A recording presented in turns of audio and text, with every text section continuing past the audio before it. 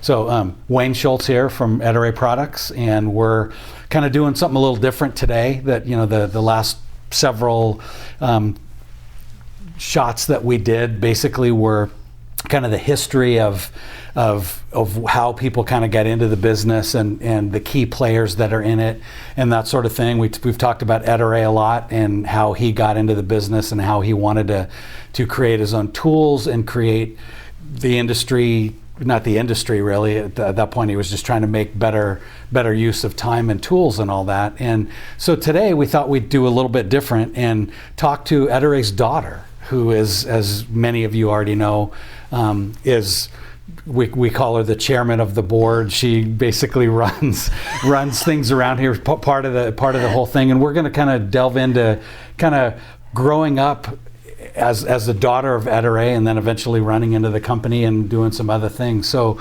Diane, I know we've worked together for a lot of years, but so you grew up with Ettore Steccone, obviously, and that was your dad. And I know there's a lot of people that I don't want to say idolize him, but I mean, he was kind of the picture of window cleaning at that particular point. So what was it like growing up with an entrepreneur that was starting a business, trying to figure out where his place was? Why don't you kind of go into that story a little bit? Well, it might be a lot different than what you expect because, number one, he was a very humble person.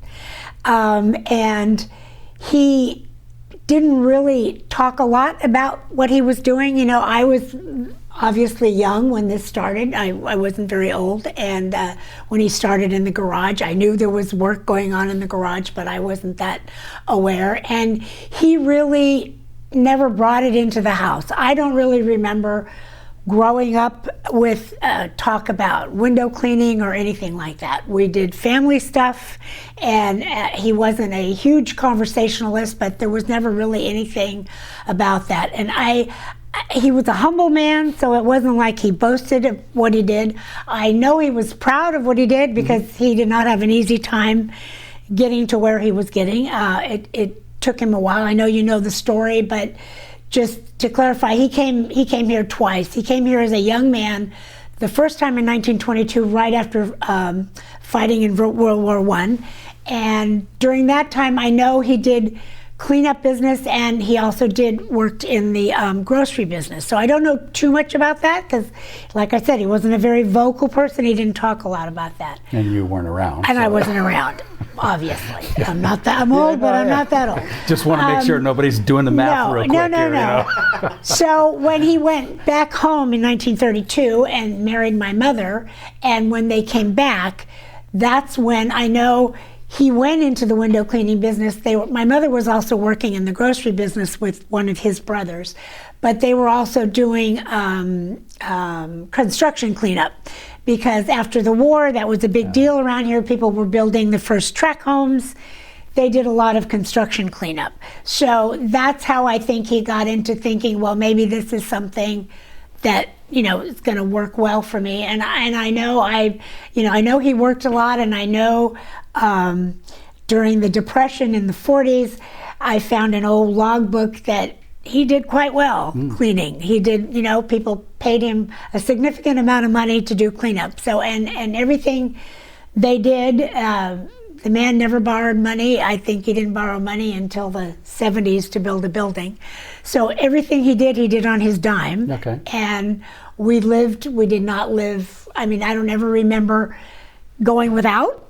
But neither were we, living extravagantly, but we were always well provided for. Okay. So, and I think as the story goes, when he started really concentrating on window cleaning, he didn't like the heavy tool that he had. And to be honest with you, I don't know where the idea came from, but that was his basic idea to invent the modern squeegee. Yeah. So that's pretty much. Well, the story we tell, and I think it's fun because you're actually telling the real story, but the story we tell is, you have a guy cleaning a window, staring at a reflection of himself all day long by himself, having this heavy tool, and at some point in time, the aha moment went, there's got to be something better than this. Yeah, so that is true, and and that's why they said, they often ask, why has he got a wing?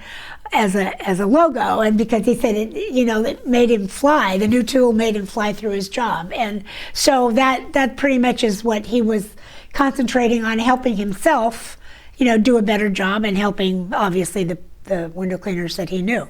So, I mean, I know that's all you know. So it's you're going to do this, but would you say growing up with I'm going to use the word entrepreneur, but somebody who just made stuff happen, was that a stressful thing? No, there was no. I mean, he didn't. When I say he didn't bring it home, I don't know if it had to do. I know I'm going to say something with his little Italian machismo. Maybe that had a little something to do with it, because he didn't inform my mother of a lot of stuff, because that was the way things were done. Mm-hmm. He treated me a little differently, I noticed. I don't think he treated me so much as a girl. He did tell me things. I when I look back and remember, this is going to sound strange. I don't think I was treated the same way as my mother was. Oh, okay.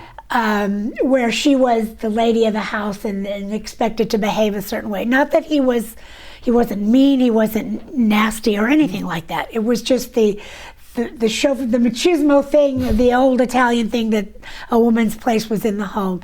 Although she did help him all the way through. She was by his side the whole time. Yeah. But I sense he treated me like, well, this is the only kid I got, so maybe I need to let this kid know stuff. That's how I felt, So he didn't tell me. I mean, I didn't know a lot about the business other than what I saw, because for the big part of until I was about 9, it was in our backyard, more or less. It was in the garage, and there were he had 2 people working for him, and there were a couple of large presses in the back of the garage, and I knew stuff came in and out of there, and I knew they went and scoured the vegetable markets at night for cardboard to pack up stuff. So so that part I knew, that he had a business, but as far as really knowing a lot about it, I did not. Sure. Yeah. Plus I was young, but I mean, it wasn't a topic of conversation. Yeah.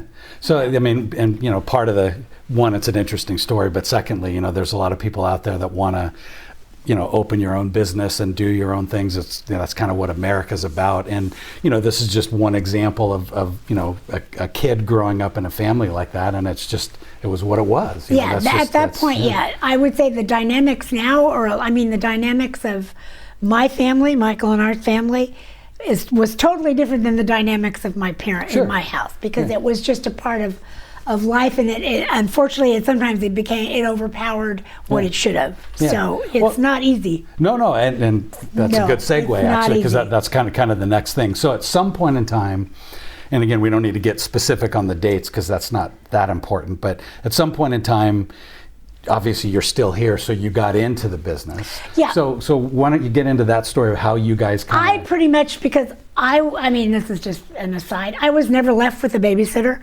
So if I needed to be watched, I was watched in the back of the plant putting squeegee handles together. Okay. That's how I was being watched. And I think I remember being as young as maybe 10 or 11, and I used to get 10 cents a box. And we used to have to screw the brass handles, the plate on by hand. There's no machines. So there was this little, and when we got a little punch thing, I thought that was the greatest invention in the world, because you didn't have to do this, and then you got to do that. So the box used to be about, I'm sure there were a couple hundred handles in it, about this big. And I used to get a dime. And one summer I told him I wasn't going to do it unless I got a quarter. So I did get pumped up to a quarter a box. Okay. So I pretty much grew up in this environment. Mm-hmm. I did that, and then when I was in high school, in the summer, I would help in the office, because I would, I assumed, my father said, well, you need to learn how to type, and you need to learn how to do that kind of stuff. So summer times while I was in high school, I worked in the office. And then after I got out of school, I went to college for a couple of years. I got an associate degree, but at the same time I was working in the office. So I pretty much have been around since I was, 12, 13 years old. Sure, yeah. doing something, Yeah. one thing or another. Yeah, so. which I know we're going to get to your kids, which Yeah. is kind of a similar story. But so at some point you met Michael. I'm assuming that was in college. Yeah, that was in college, and we got married in 1966. And Michael, while we were dating, he was actually, my father gave him work to do, and when he was building the second factory, Michael helped out and did some stuff, and was working in the back. I think Michael pretty much, other than cutting rubber, I think Michael did pretty much every job there was between packing and shipping and doing other kind of stuff. So he worked along and decided that maybe he would do it. Nobody ever forced him into say you have to come into the business or not. After we got married, because my father was older, so we got married in 1966, so maybe about the early 70s or something. And my father at the time when I got married was 70, so he was already older. Mm-hmm.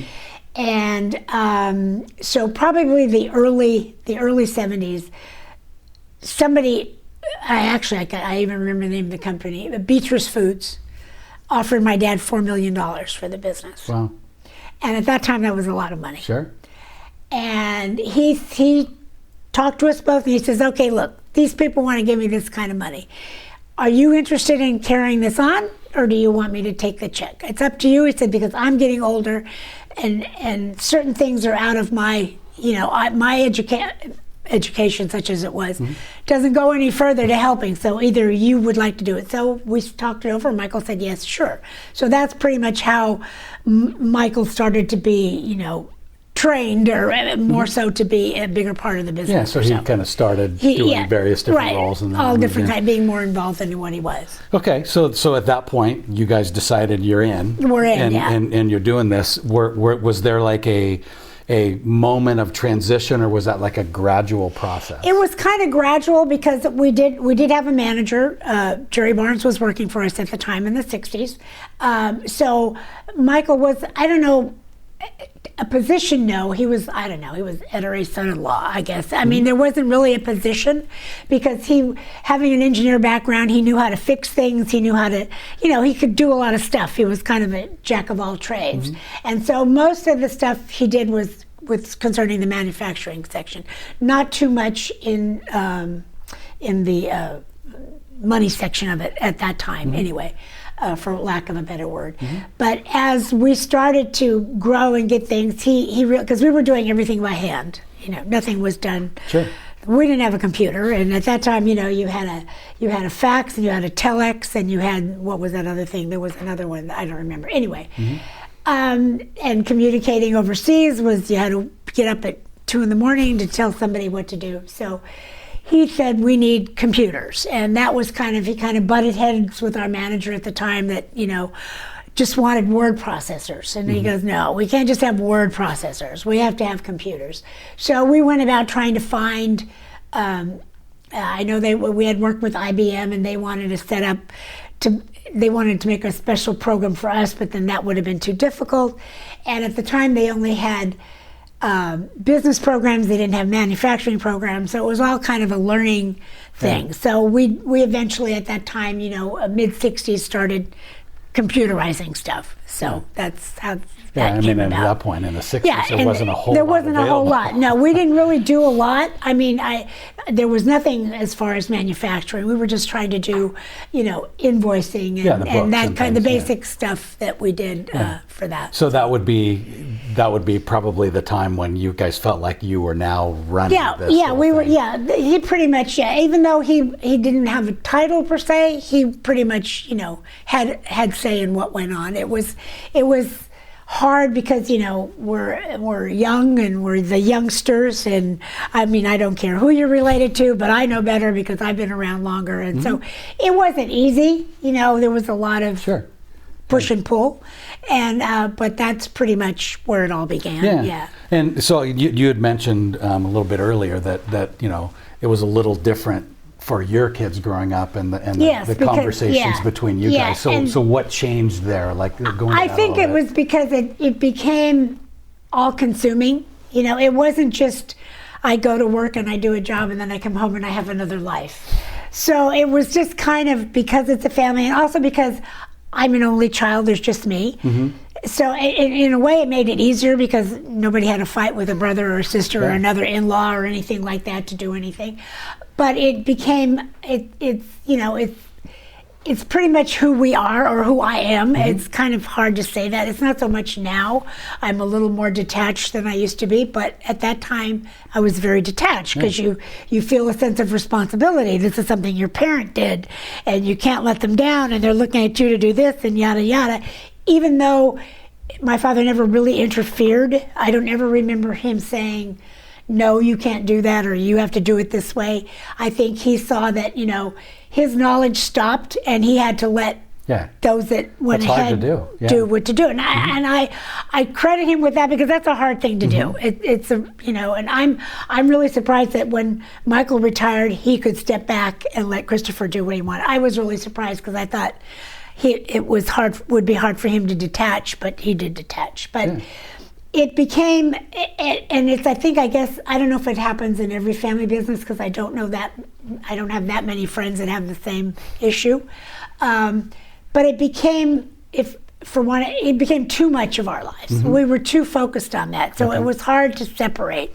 And probably my children might have suffered a little bit from that, because you're always dealing with business, and they would probably tell you that there were a lot of disagreements and arguments that happened between Michael and I that affected the family, that because of the business, that probably had we to do it over again, we would not have made the same error. So that's the only thing that I think is really important if anybody's starting a business, that you kind of learn to keep it in its own pod. Sure, which is really hard to do, but not to try to bring it home unless you're bringing home something fun, But it got stressful because we went from, mom and pop to selling to Ace to selling to Home Depot, and it just became a much bigger deal. I was actually just going to say that we're, when you're talking about a couple little things, it's one thing, but while what you're talking about, you went from, this little kind of thing that you were doing some different things to now you're a global force. It's a whole different experience,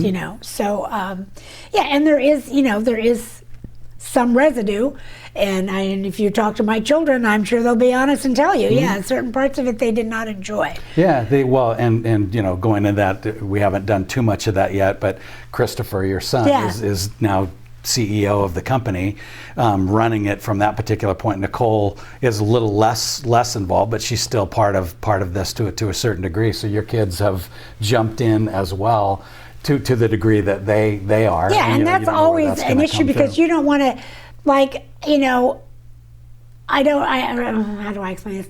You don't want to force them into something, But again, they have been, identified with this their whole life, and particularly like with us, Christopher was called squeegees in school, so it's not just a job, it's a piece of who you are, and that's kind of hard to say, well, I'm going to take this part and I'm going to flush it. Excuse me, I have to talk with my hands, I can't talk you're Italian, you got it. I try not to, but it's really hard.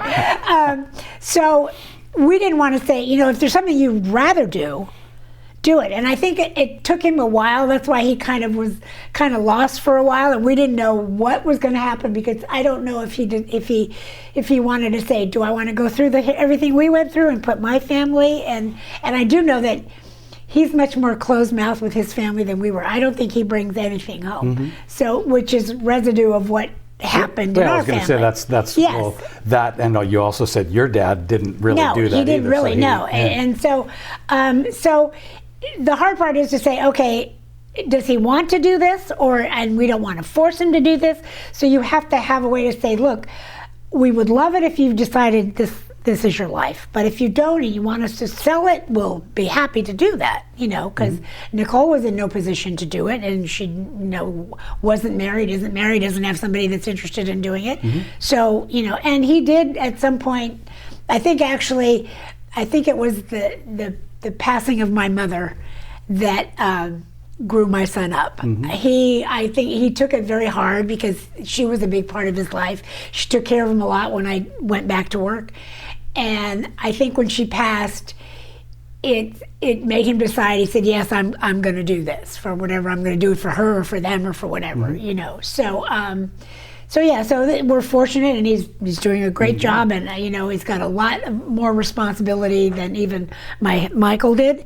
So, and I know it's hard. It's a hard thing to do. It's not easy, because not only is your family dependent on you, you've got 40 or 50 people that work for you that depend on everything going right. So it's not an easy thing to do. Right, and we've had a couple of changes in the last few years. Yes, and it's been a little difficult. So it hasn't been easy, and because you know, other people are pulling your strings. You're no longer pulling your own strings. You have to dance to somebody else's tune. Yeah, no, and so it's not easy. So you know, in light of all of this, so if somebody was, I mean, obviously you can't duplicate the exact experience, but if somebody was thinking about, you know, going into business for themselves, and that's going to be your sole particular thing, what advice would you literally have 3 generations of knowledge of what to do, what advice would you give them to have a rounded life, be successful in the business, but also not have it all in you know?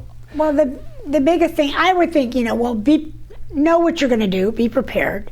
Let your family know what you're going to do, both the good and the bad, the risks and whatever. And if you think it's going to affect how your family interacts, you need to let them know that too.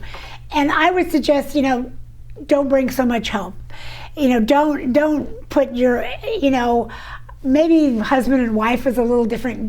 If you have children, don't dump all your crap, on your kids, because that, you don't realize it, but it affects them. I mean, at the time, we didn't really think, but if you talk to them now, they're very aware of what's going on. And, you know, children are a lot smarter than we give them credit for, and probably now they're 4 times as smart as they were with all the stuff.